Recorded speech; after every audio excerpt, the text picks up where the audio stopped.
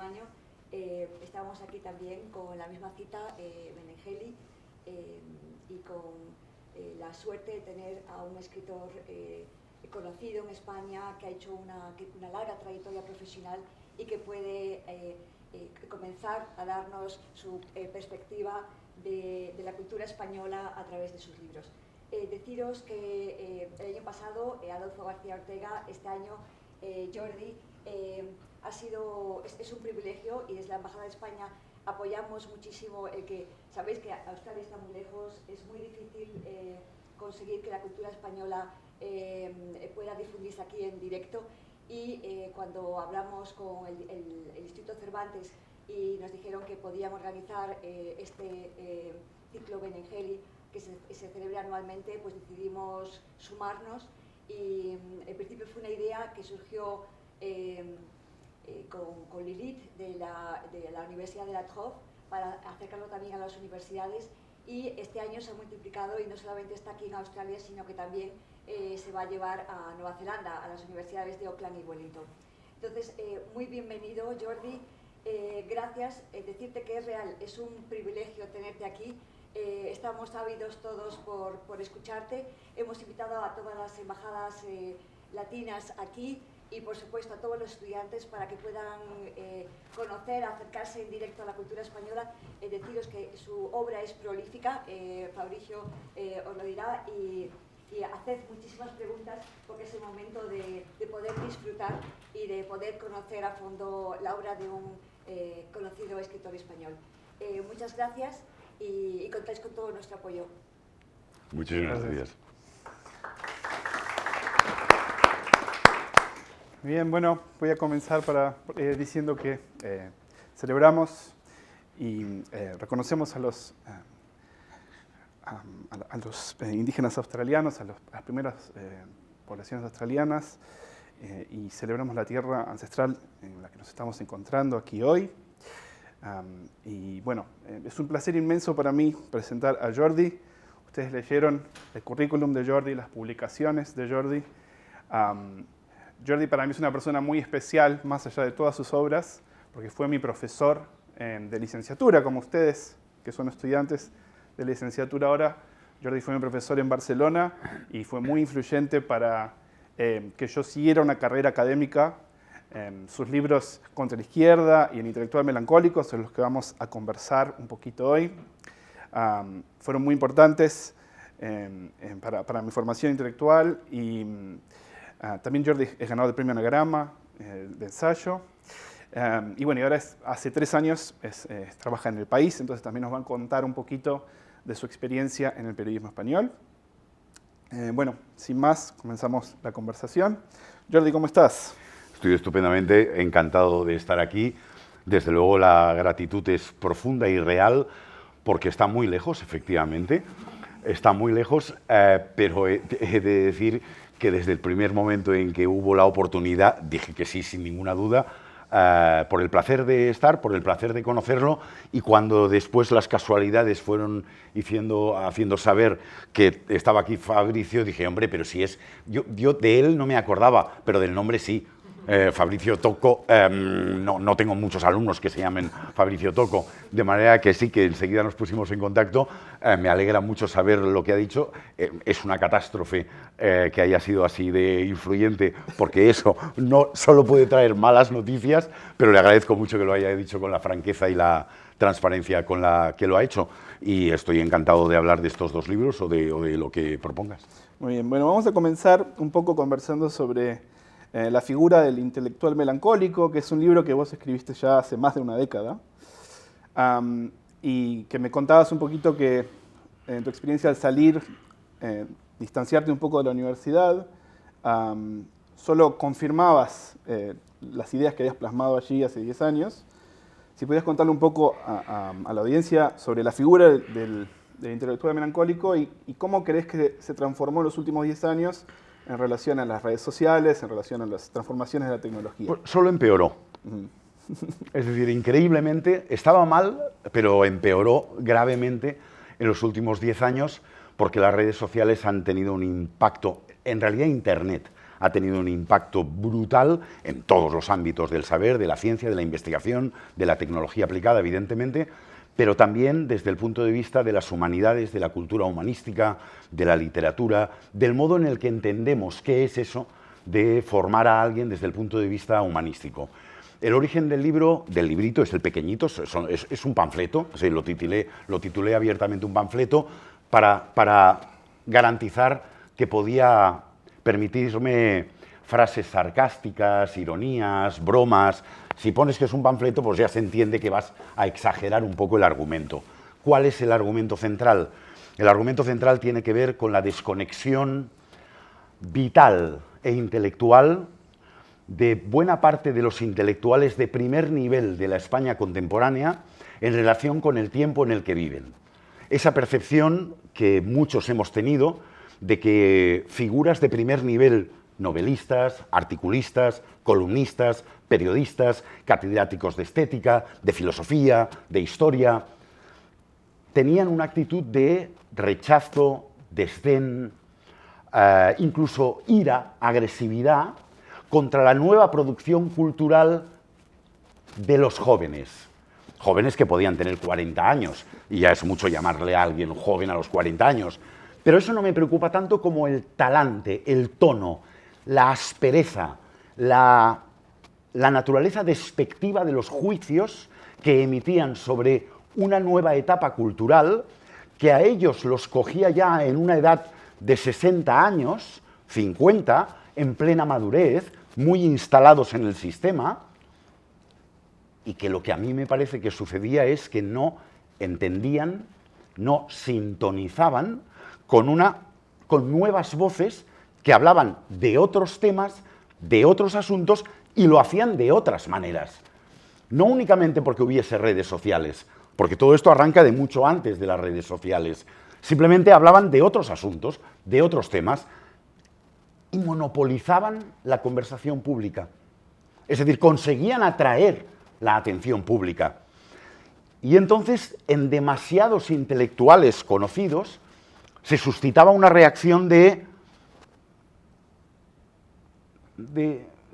sentirse traicionados, de sentirse desplazados, de dejar de figurar en el primer plano de la conversación pública, cuando en realidad estaban acostumbrados a figurar en un primer plano desde muchos años atrás.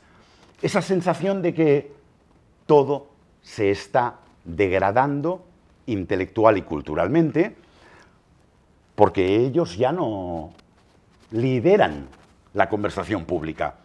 De ahí el título, El intelectual melancólico. La melancolía de que el tiempo ha cambiado, han dejado de tener el protagonismo que tuvieron, y la sensación de que se les menosprecia o incluso se les desprecia. Y esta es la parte más irritante para mí, porque es falsa. Porque es falsa. Es decir, figuras como Fernando Savater, como Félix de Azúa, como Javier Marías, pueden haber entrado entre estos intelectuales melancólicos que han sentido que el mundo ha dejado de hacerles caso.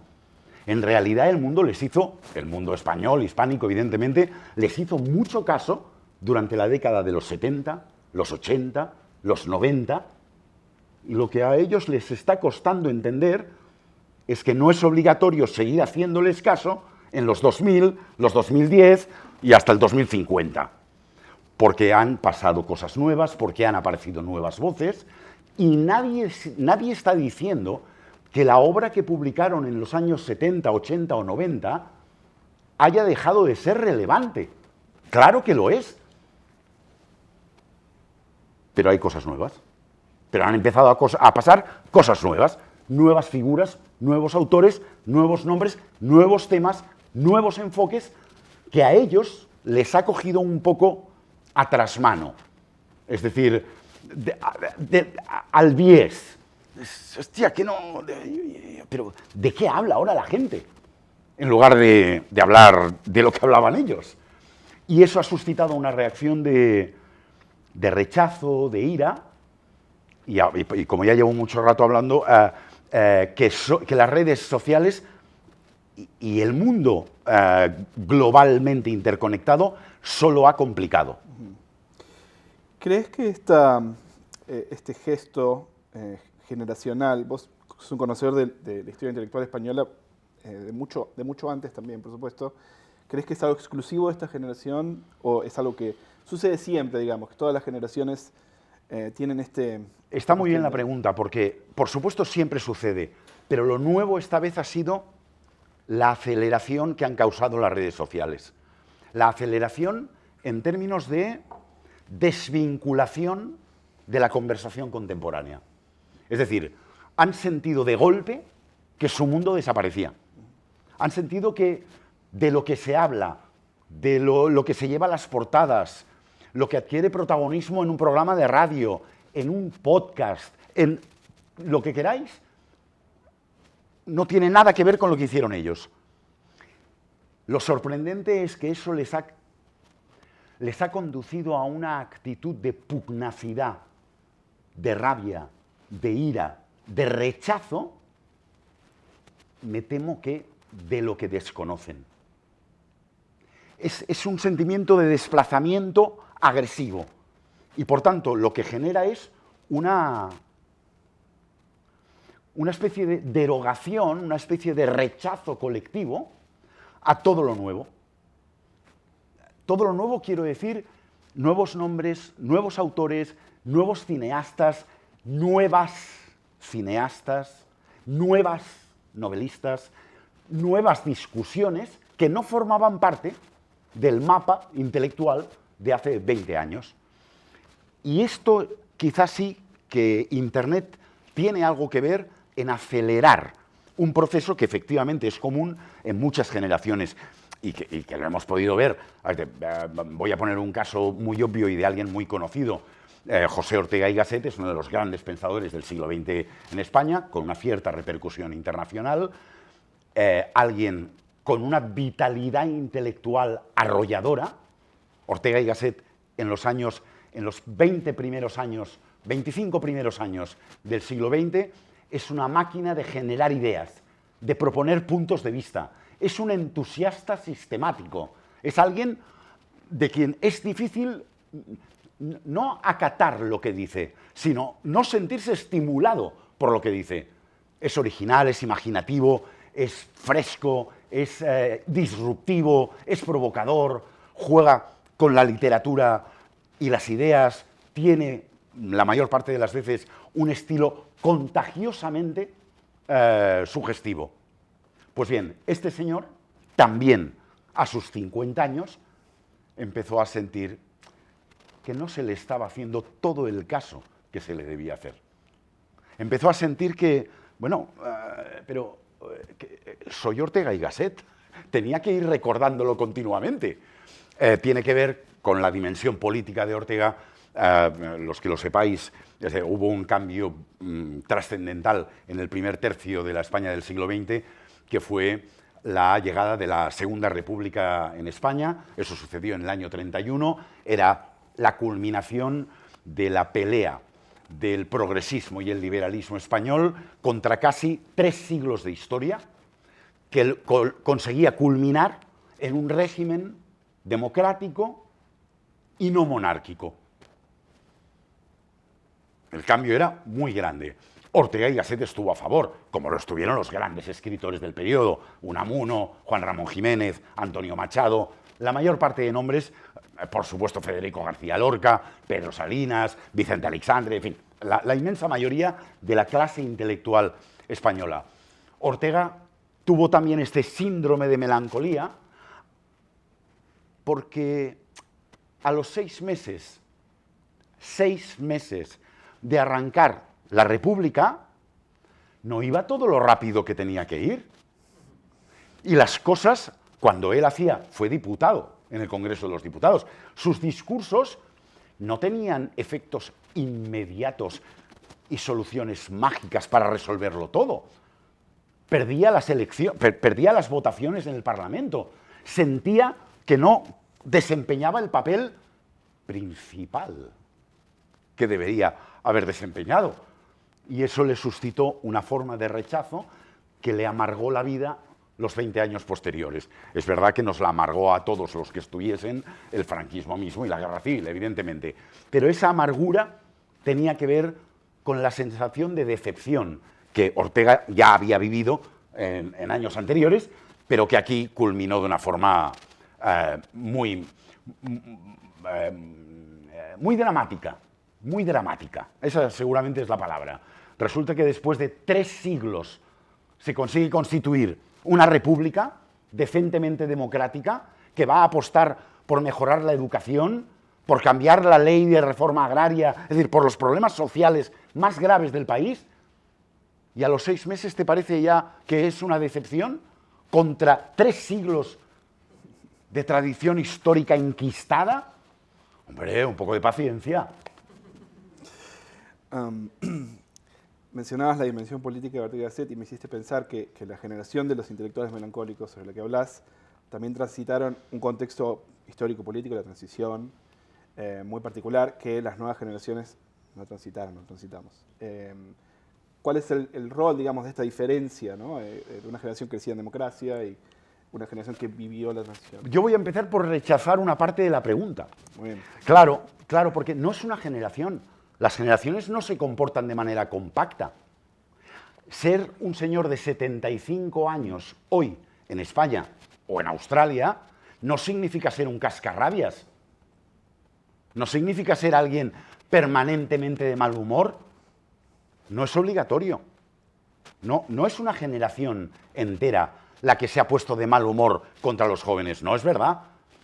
Sí ha habido unos cuantos nombres que efectivamente en la transición muy rápidamente, es decir, hace medio siglo, conquistaron un espacio de protagonismo legítimamente, de protagonismo intelectual a través de un medio muy importante como fue El País, un nuevo periódico genuinamente democrático en su primera aparición, y desde allí ese periódico consiguió generar una nueva clase intelectual en el sentido más amplio de la palabra. O sea, no intelectual, culturalmente muy amplio, desde pintores, escultores, arquitectos, diseñadores, músicos, novelistas, dramaturgos, de todo, que se asociaron con El País, entre los cuales están muchos de estos intelectuales hoy melancólicos y agrios, pero no todos. Pedro Almodóvar no está ahí. Pedro Almodóvar no es uno de los cascarrabias. Miquel Barceló, un pintor que ahora tiene ya 67 años, debe tener, no tiene nada de cascarrabias. Y ha sido una figura instalada en la cultura española desde lo primero que pintó, porque es un genio absoluto. Absoluto, para mí. Y enseguida, en los años 80, ya era una figura internacional consagradísima. No tiene nada de cascarrabias ahora, Barceló. O sea, no es obligatorio. ¿Qué es lo que puede haber sucedido con muchos de ellos? Que desde muy temprano ejercieron una de las formas más potentes del poder que se puede ejercer en una democracia, el poder intelectual, el poder de la referencia moral, el poder de sacudir a la sociedad con artículos, conferencias y ensayos. Y desde muy temprano estas figuras estuvieron en la primera línea de la sociedad nueva y siguieron, y siguieron, y siguieron hasta que dejaron de tener ese protagonismo. Y eso empieza a suceder con el siglo XXI. Por tanto, ¿tiene algo que ver la transición?